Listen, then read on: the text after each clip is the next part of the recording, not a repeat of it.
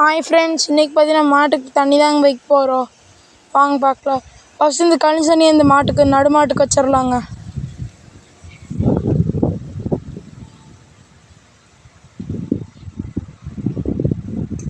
அங்கே பாருங்க எப்படி இந்த பனானா தோலை சாப்பிடுதுன்னு. அடுத்து எங்கள் வீடு நார்மல் மாட்டு அளவுங்க. சன மாட்டுக்கு இந்த வெறும் கழனி தண்ணி, இது நார்மல் மாட்டுக்கு 2 அளவு பருத்தி கொட்டை.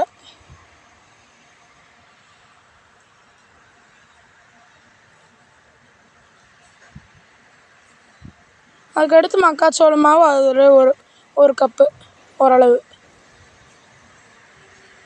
அப்புறம் பார்த்தீங்கன்னா கல் போட்டு மிக்ஸ் பண்ணுறது தான். ஒரு கை கல் உப்பு மிக்ஸ் பண்ணி எல்லா மாட்டுக்கு வச்சிடலாங்க. இந்த வீடியோ பிடிச்சா லைக் பண்ணுங்கள், ஷேர் பண்ணுங்கள், சப்ஸ்கிரைப் பண்ணுங்கள். பாய்.